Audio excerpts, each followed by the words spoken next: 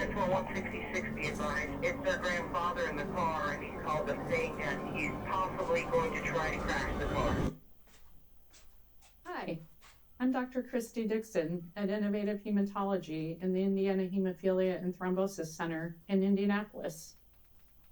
Did you know people living with hemophilia tend to have higher blood pressure?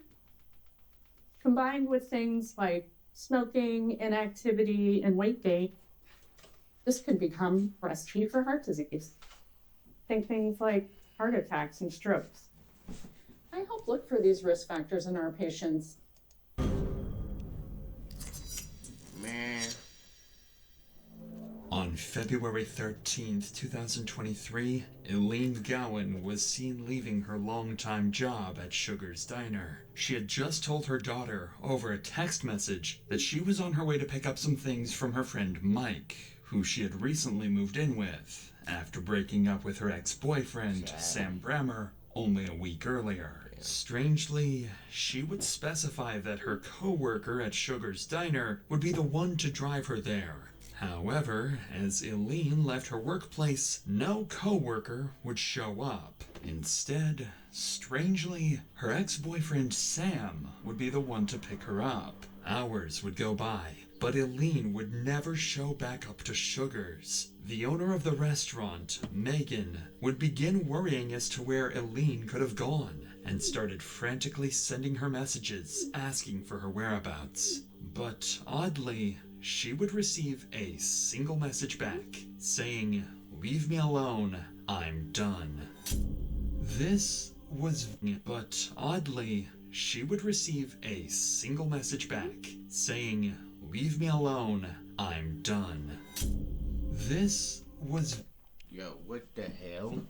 very strange coming from Elaine, as she almost never texted, usually resorting to phone calls, and was often extremely responsible. Something strange was going on. The day would go by, and Elaine would never be seen. The following day, Elaine's daughter would file a missing persons report for Elaine to the Council of Bluffs Police Department, and an investigation began. Detectives would begin collecting CCTV footage from everywhere in the town to try and fully document where Elaine went the day of her disappearance. But this would be quite the lengthy process. So without anything to go by, police would start asking her family and friends. Apparently, after leaving her ex-boyfriend, Sam Brammer, a week earlier, she had stayed with her new friend, Mike Brockman, a man her family claimed had likely assaulted her the night before she disappeared. This shined a suspicious light on both of the men she was involved with, so police would bring in both Sam and Mike for interrogation and see if they could find any leads. Mike was a friend of Elaine's who met her at Sugar's and became very close over time. It was still unclear to officers what happened to Elaine. At this point, for all they know, she could have just gone MIA and taken a break from her stressful life. However, if anyone would have the clues as to where she went, it would be Mike. So basically, as you know, I talked to you on Monday. Or Wednesday, I guess, was the first day I talked to you. I had received information from some of the family that you and Eileen were possibly in a relationship, or kind of sort of, she may live with you for a few days or a week or so, but if you could just kind of go before Monday, just kind of tell us how you guys know each other, how she ended up out there at your place, that kind of thing, and then we'll kind of move from there. She was a waitress at Sugar's, and I knew her from in there, and I talked to her before and stuff like that. Mm-hmm. And then she told Finally. me, I don't know, it was like Finally, I got it on Tuesday chat. or Wednesday night, that she got kicked out and she needed a place to stay. That's the way you would stay at my place for a couple of days. I think it was Friday. She called me and she said, "I won't be coming back." She says, "We're getting back together." Her and her boyfriend. Mm-hmm. And all I know is his first name's Sam. I don't know anything else about her. Okay. And so I didn't see her. And then she called me crying on that Saturday night, and she said, "Oh, we got into it. Can I come out for a day?" I said, "You can come back out, but You gotta be gone Monday because I can't have this. I'm single. I don't want anything like this going on. Two initial thoughts can be made upon hearing Mike's story. On one hand, it seems like Sam was back together with Eileen, so Sam would be a much stronger person of interest, as he'd likely been the last person to see her. On the other hand, Mike may have had a deep connection with Eileen, meaning if he learned she got back with her ex-boyfriend just days after moving in with him, he could have played a sinister role in her disappearance. But detectives plan to let Mike tell his side of the story before confronting him about the suspicious relationship. So I took her to work Monday morning. It's a lot of time going on. Go yesterday. Dropped her off at 5 a.m. And she was supposed to get off at, I don't know, she said 7 or 8. Her daughter was going to pick her up. She's going to go to her mom's and get her safe and take to her daughter's. And then she was supposed to come back to work at 2 o'clock in the afternoon. Well, then I get a phone call from the bar saying, hey, have you seen her? And I said, I haven't seen her, I haven't talked to her, nothing. Oh, she didn't show up for work, she didn't show up. I said, I haven't heard anything. And I tried to contact her and couldn't get a hold of her. So I sent her a text message and I said, all your stuff that's bagged up is gonna be sitting behind the bar. You gotta get it, I want it out of here. I don't wanna mess with any more of this. And I never, since 5 o'clock that Monday morning, I'd never had any contact with her, phone, text, or anything. And then I didn't know anything till right before you called me that she'd come up missing. Mike would go on to claim that he never had any sexual relationship with Eileen and that she stayed in a completely different room to him while living in his house. However, detectives know more about Mike than he thinks, and with some information Eileen's close friends shared with them, they don't believe he and Eileen were just friends. Has anybody said anything to you that Eileen was saying anything about you? Have you heard anything about her making any statements about you and your behavior while she lived or was staying with you out there? No. So you haven't heard that she may have made a statement that you possibly assaulted her while she was out there? No. Okay. That statement was made to a couple people that you supposedly laid down on her bed with her and spooned her from behind. Can't be capping. Is that? No. Can you tell me, is that any of that accurate? Any of those statements? I would not do that. Like I said, she was a loose cannon. And I mean, she's scared. I mean, I guess here's the deal. You're a grown man. She's a grown woman. You know, if there was any type of whatever contact between you that was consensual, there's absolutely nothing wrong with that. I mean, she was crying that first night she come out and I hugged her. Okay. But there was no sexual relationship, no asking for it or anything. This information is, well, concerning, considering it would be unlike Eileen to make up blatant lies of this magnitude. However, with little to no evidence, other than a few rumors coming from her friends, police can't harp over these allegations and decide to wrap Mike's questioning up. At this point, Mike is still considered to have potential involvement in Eileen's disappearance, but with a lack of leads, they direct their attention to the only other potential suspect, Eileen's ex-boyfriend, Sam Brammer. We've already met Detective Dyer. You get first names, but Yeah, this is Detective Dyer. I'm the sergeant that you talked to on the phone. My name's Ted Roberts. I'm a sergeant. you got, when I got on the phone with you, and you Yeah. said that I was the last person to see her alive. I didn't say that. Yep. I didn't say that. Yes, you did. Yeah. Yes, you sure did. I said you were the last person that saw her before she went missing. Sam wasted no time adding more suspicion onto his name. Yeah, he The seems phone suspicious. recording I shows that the fucking detective said. never mentioned Sam being the last to see Eileen alive. Eileen has been missing for less than 48 hours at this point, so the fact that he's already alluding to the idea that she's dead is awfully disturbing. But this would only mark the beginning of Sam's Yeah, I think he's him. unsettling choice of words during the interview. File your taxes Yeah, that 100% free in the big app dumbass if you all didn't time. use us last year. Just file with TurboTax Do-It-Yourself by February 18th. All tax forms and tax situations.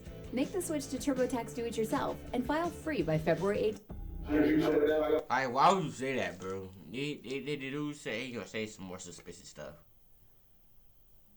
He probably gonna look. What's we carry? I want them to arrest me, I can have a lawyer. No, yeah, that's I think you misheard me there. I got it recorded. I'll have to go back and listen to it. But yeah, I'm pretty sure that's not what I said. But I mean, basically, we got a crazy deal here where Irene is evident. He's trying to make it seem like the bald dude that's balding right here, the lean guy said it, bro. And you say it, man.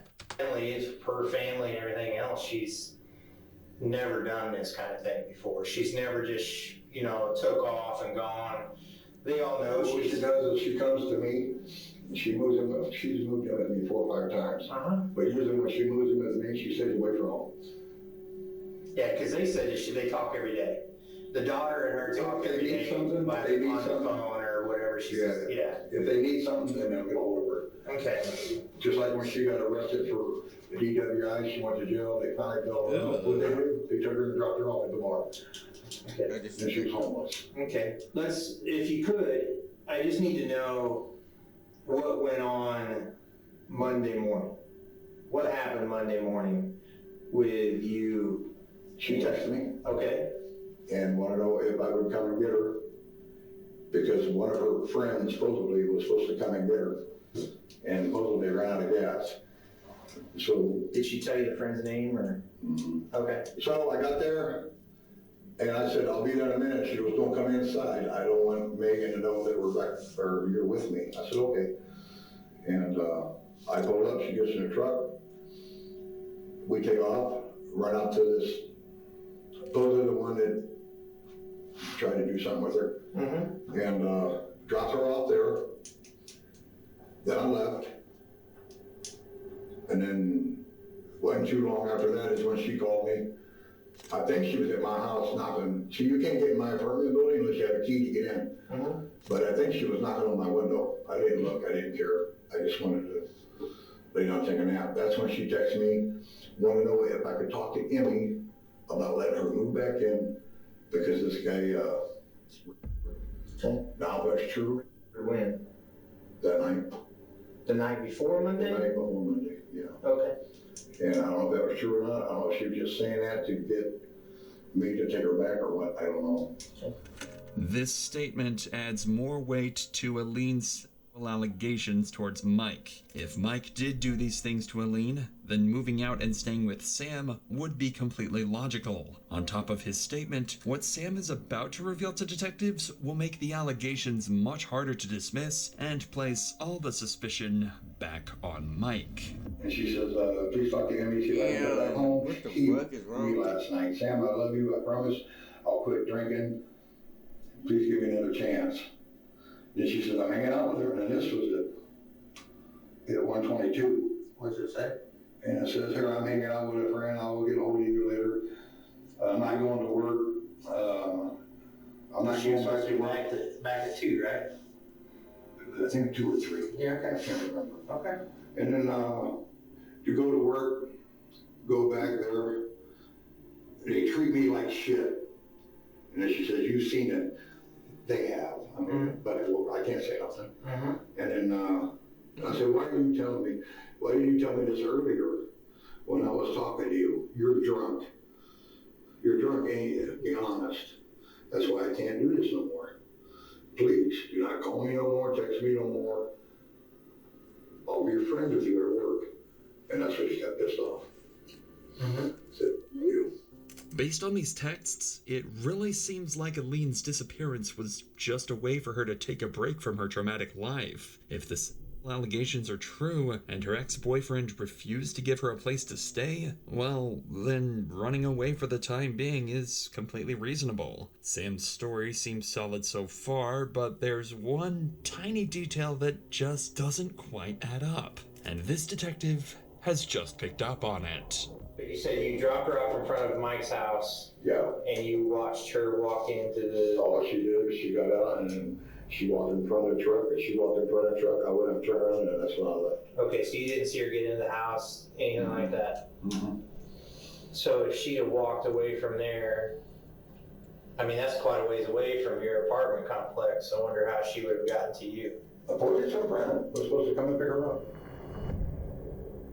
Sam claims the day of Eileen's disappearance, he drove her from her workplace at Sugar's Diner over to Mike's house to get her belongings. After that, he drove off, assuming she was to be picked up by one of her friends. Fortunately, police can easily cross-reference these claims using surveillance footage. At this point, the majority of the CCTV camera footage has been obtained from the day of Eileen's disappearance, so detectives quickly wrapped up Sam's interview so that they could further investigate his claims. Additionally, the detective would apologize for assuming Sam's earlier word choice was suspicious. After nearly 48 hours of compiling the surveillance footage from around the town, officers managed to put together a complete timeline of Sam and Eileen's car ride. So the cool thing about Pi is that you can choose to just block every ad that you're seeing, I'll get or you ads can on opt one in, different shit. watch the ad, and At 8:30 a.m. on February 13th, Eileen would patiently wait at her work, Sugar's, for Sam to pick her up. Eileen needed a ride to go and purchase a new apartment, since Mike had kicked her out. She would tell her boss and daughter that a friend was picking her up because she didn't want anyone to know her and Sam were back together. Eileen and Sam would first drive to her mother's apartment, Dudley Courts. She would be seen carrying a suitcase-like object out from her mother's apartment, then leaving with it. This would turn out to be a safe containing $1,200, which she had planned to use as a down payment for an apartment. At 9:30 a.m., they would drive directly to the Sherwood apartment complex to purchase the apartment. However, the complex happened to be closed, so they were unable to purchase anything. This is where the timeline starts to deter from Sam's claims in the interrogation room. From 9:45 to 10:30 a.m., Sam's car can be seen driving all across town. He went in multiple circles and even made a quick stop to Burger King at 10:30. However, he never drove Eileen to Mike's house like he had claimed. In fact, Sam's car can be seen driving in the opposite direction to Mike's house the entire morning. This is concerning, but it would only get worse. For the next 2 hours, Sam's truck goes off the grid. It's completely unknown where he went, and no CCTV cameras had managed to capture his location. Luckily, at 1 p.m., his truck would appear back on the same streets he circled on for hours that morning, and eventually, he would make his way back to his own home at the Cottonwood apartment complex. But things were different in all the recordings past 1 p.m. Eileen was no longer with Sam. Cameras had clearly captured that Sam was nowhere near Mike's house the entire day, so why would he feel the need to lie about where he dropped Eileen off? This footage paints Sam out to look awfully suspicious. Oddly. And while both Sam and Mike have some strong dirt to their name, Sam's clear lies convince officers to bring him back to the station the very next day, this time to confront him on his false alibis. Unbeknownst to detectives, this very interview would spark a months-long game of cat and mouse involving a high-speed pursuit, unsettling clues, and a chilling discovery. But before we get to that, let me tell you about today's sponsor, bro. Share Order from Supporter, especially with you. I was not. The other day when we were in here, you told me Oh, yeah, that you got a phone call from her and you went to pick her up from work. So if you could do me a favor and just kind of go through that timeline again. We know that it was somewhere right around at 8:30. So if you can just kind of go through that timeline again as far as... I'm not too sure on the time. Okay. But anyway, she texted me that morning, and I didn't text her back. I called her, and she wanted to know if I would come and get her, because some girl was supposed to pick her up, and she ran out of gas. So I went and picked her up, and she got in the truck. I left, and she wanted to talk to me about helping her get in the apartment, because she lived in the same apartment building I did, but she didn't pay her rent, so she got kicked out. So, but she didn't want to go home right away. So me and her just went right down Broadway, and then she wanted to stop at her mom's house. I stopped at her mom's house, And she was in there for, I don't know, 5 or 10 minutes. She come out of there, got back in, and then we was going back down Broadway, just talking some more. And she promised me, she wanted me to drop her back off at his house. But she made me to promise I wouldn't do nothing to him, or I told her I promised. As a matter of fact, when we get there, we just get out, you walk in front of the truck, I'll go turn around and I'll leave. And she said, okay. Okay, so you went up there, you dropped her off, then what'd you do? And as soon as I pulled up, and she didn't want me to go in the driveway in case he was there. Okay. And she got out of the truck. When she got out of the truck, she walked in front of the truck, and that's when I went straight, turned around, and came back. Okay. And I hit straight home. So you went back down to the highway, went back down to Kingsville? You left her there? Huh? You left her there? Yeah. Or you, No, she got out of the truck. She didn't want me to come in. just a second ago, you said she went in, grabbed clothes, came back out to your truck, and you guys left again. No. That was at her mom's house. Clearly, Sam is lying about where he was the day of Aline's disappearance. He killed her, The bro. detectives know it, and it seems like did that Sam shit, is starting bro. to realize he won't be able to keep up his fake story for much longer.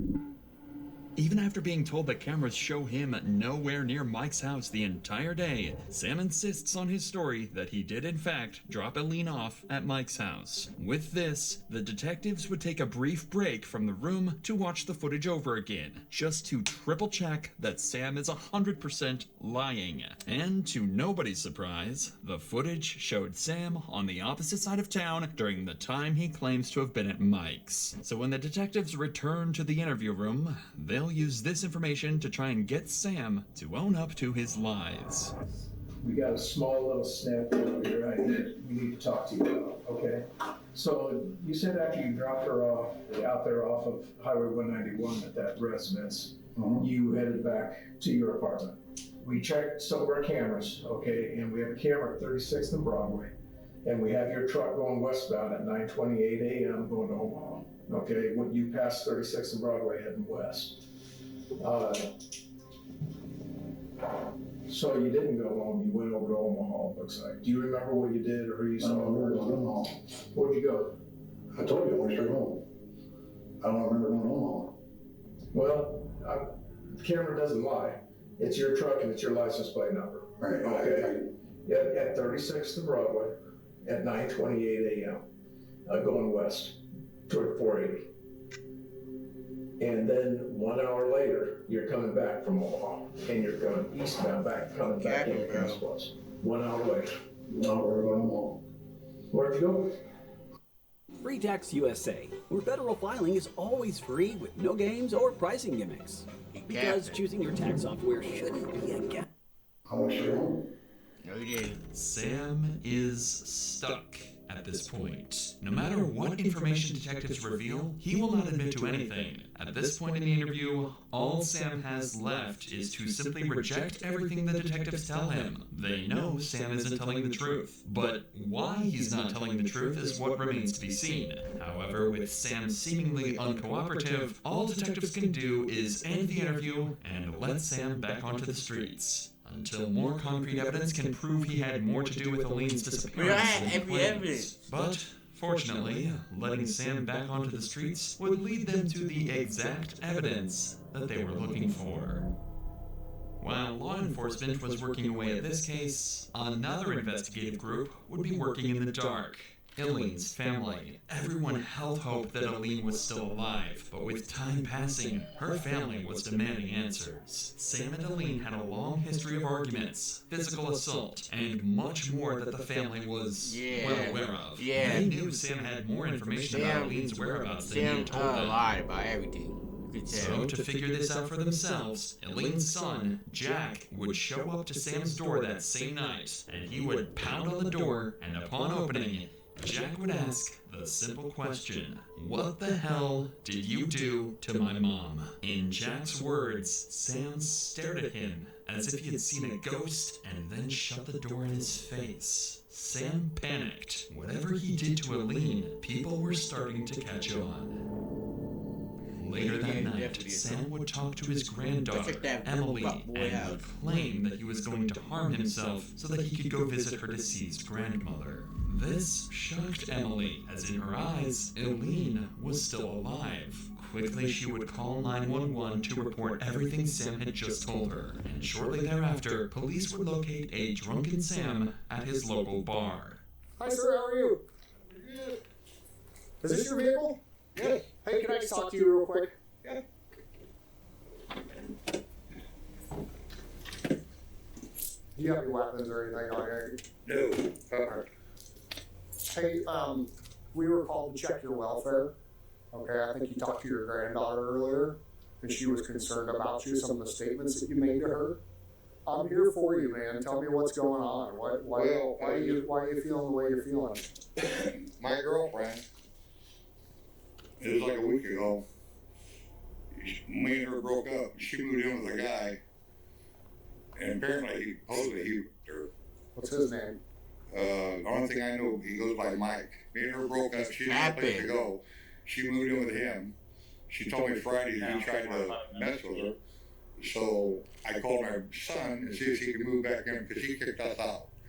So I called my son and see if he could move back in with her.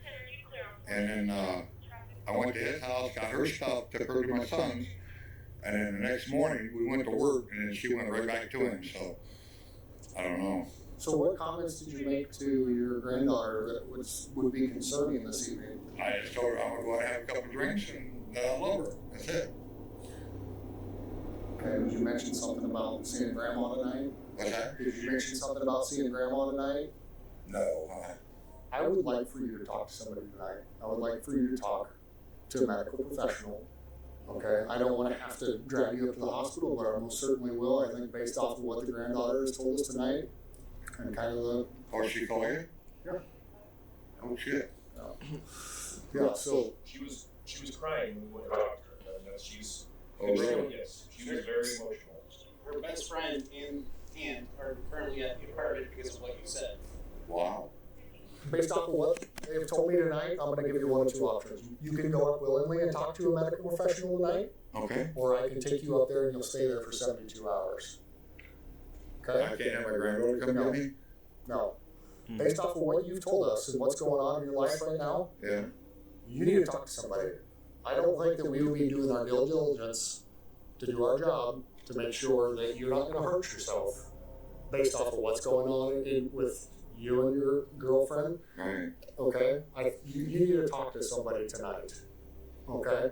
And so the best course of action is to go up to the hospital, your choice, to go talk to somebody about it tonight.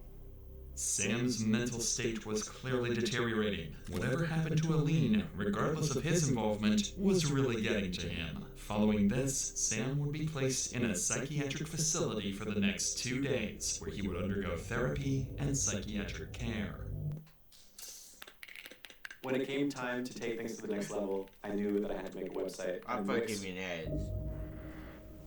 During these 2 days, detectives would aim to gather more intel on the case, this time by interviewing the family of Eileen and Sam. They'd bring in both Justin Brammer, Sam's son, and Nicole Shipper, Eileen's daughter, and both of them would reveal significant details crucial to solving the case. Detective Zach Melner, I just want to get as much history as you can tell me or talk to me about when it comes to your mom. What was their relationship like over there? Not an healthy one. Okay. What do you mean by that?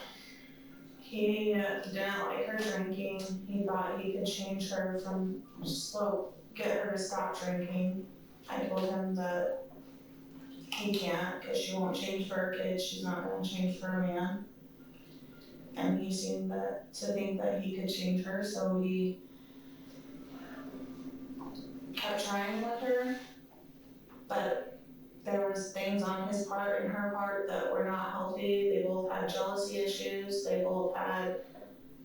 He has a very short temper, and littlest things will set him off, and it's like ridiculous.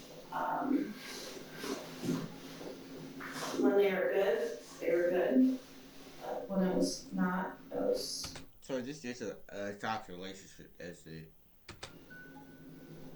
I was constantly in the middle of it because she's my mom, and that's my boyfriend's dad. They were good when they weren't drinking, especially when she wasn't drinking. Yo.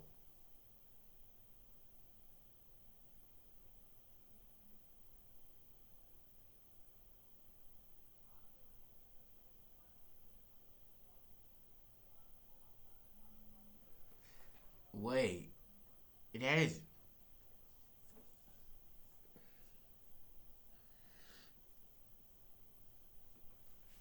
What the hell? You're basically saying your mom boyfriend had a son, and you asked her daughter dating that boy. That's technically like your brother, bro. That's wow. She'd bicker, she'd argue. They start arguing. It just escalate. Next day they were fine. It's just they go to bed angry. Mm-hmm. Did you ever see it get physical? No, never seen it physical. He told me she grabbed him by her neck a couple times, but that was about it. Okay. Why would he grab her by the neck? No, she grabbed him by the neck. Oh, okay. It seemed like Sam and Aline had a rocky relationship, but it rarely escalated to the point of violence. And if the fights did turn violent, it was Aline doing the physical harm to Sam. The week prior to last Monday, what was going on? They were separated. She called me before she went missing, telling me how she don't want to get back with him because she's tired of him throwing her out for little reasons, and she's sick of not being able to have a stable home because he just gets so mad at the smallest things and just kicks her out. Did Emily want her to go, or was it your dad that wanted him to go? Was it Sam? My dad. Okay. He'd take her back, he'd kick her back out, bring her back, kick her back out. Told me you need to stop. I mean, you guys need to just separate. Go separate ways.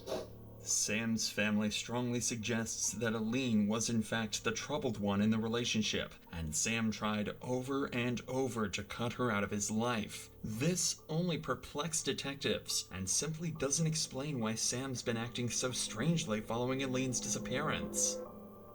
2 days after these interviews, Sam would be released from the psychiatric facility. Fortunately for Sam, no new leads had come out regarding Aline's death, meaning he could finally have some peace for the first time in the last week. Or so it would seem.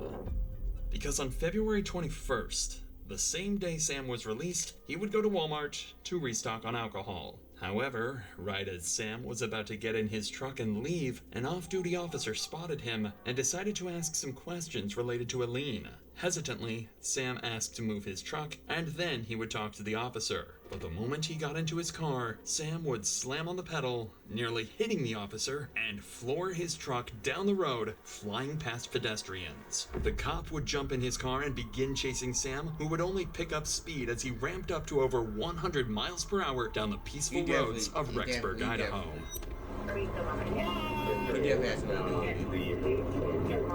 He's eastbound on A, please. If that deputy's on the white top, or he can light it up. He's approaching him. The chase continued for multiple minutes, but it became clear to officers that Sam had no plans of slowing down. So the chief officer radioed in to call the chase off. Shut it down. Shut it down. Sam had just successfully run from the police, and while he was having the time of his life, this chase obviously made things much, much worse for Sam. Not only was he now highly suspected of murder, but is also wanted for evading arrest and reckless driving. A couple hours after his escape, he would simply return back to his apartment as if nothing had ever happened. Ironically, this would actually postpone Sam's arrest, as more officers assumed he would be hiding in a more clever place, and searched around the town instead of checking the Cottonwood apartments. In fact, the entire day would go by, and officers had no trace of where Sam could have gone. But the fun would only last for a day, and the pressure must have gotten to Sam, as the next morning he would turn himself in to police. Sam would be charged with eluding and reckless driving and would be placed in the Pottawatomie County Jail. However, Sam would only spend one night in the county jail after being bailed out by Emma Lee. So by the grace of a miracle, yet again, Sam Brammer was back on the streets. Yo! Stop researching with ChatGPT. Maybe say, is not reliable, and you can't. Granddaughter, how about you go buy your old grandson out when I get arrested? Whoa, whoa, whoa, whoa, whoa, whoa, whoa. And he turned himself in to drop all his charges and all the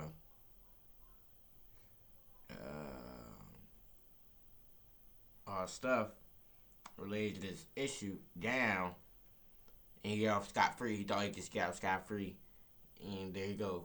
None of this problem either test out. So during this time, Sam would go to the bank and hand them a large stack of cash to deposit into his account. This wad of cash would come out to be approximately $1,200, the exact amount found in Eileen's safe that she had the day of her disappearance. Additionally, Sam would drive his truck over to the scrapyard. He would ask to fully dispose of it, crushing it to pieces, and even shredding it after. To make sure this got done, Sam would meticulously watch the entire hour-long process, ensuring his car was turned to dust. It couldn't be more obvious that Sam had something to do with Eileen's disappearance. The lies to detectives, the disturbing comments to Emma Lee, running from the cops, cashing in Eileen's safe money, and now shredding the only potential piece of evidence he had left. On top of all of that, detectives had looked into the claims involving Mike Brockman and discovered that Mike was at work all day at Omaha, Nebraska, nowhere near Sugar's Diner where Eileen was last seen. All of that leaves Ivan Sam Brammer as the final suspect. But with no direct evidence, all law enforcement could do is wait until new clues came their way.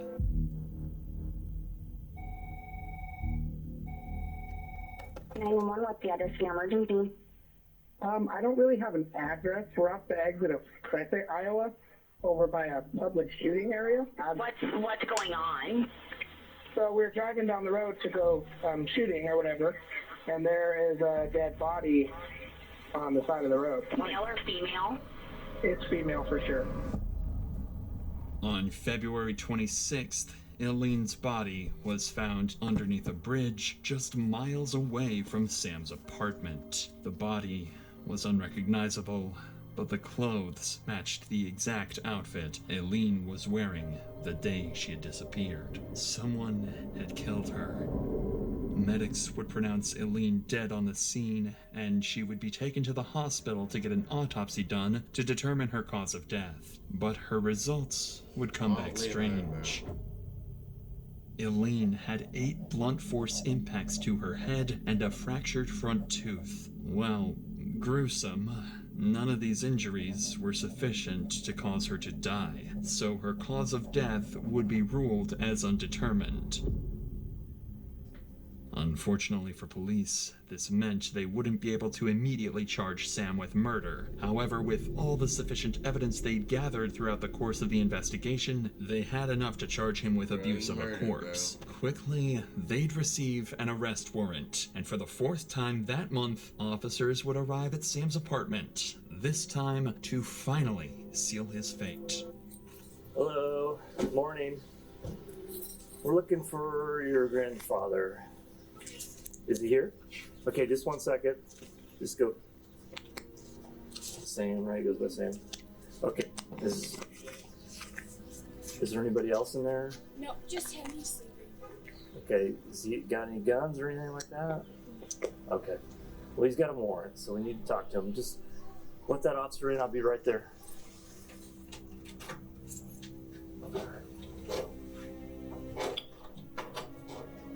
Ivan! Step out here. Show us your hand. No. No. Hey. Okay. Come here. You got a warrant for your arrest. I'll let you smoke that if you just no. Oh, you can smoke it. All right. All right. Get my shoes? Yeah, we'll get them. Yeah. We'll get them. I'll put two. Huh? What am I under arrest for? I'll explain it here in a minute. All right. Stuff second. Use of force. What the fuck? Okay, Pot County will be able to call you in a little bit. Thank you. Sam's games had finally come to an end. Sam would eventually go to court for the murder of Eileen Gowan. Forensic pathologists would spend weeks investigating Eileen's death, and eventually they would discover zipper marks on the neck of Eileen, signifying that she was strangled to death, likely by Brammer. This pile of circumstantial evidence seemed to be enough for the jury, and on November 17th, 2023, Ivan Samuel Brammer was charged with second-degree murder, abuse of a corpse, and theft. He was sentenced to 65 years in prison. Damn, 65 years from him. He deserved more.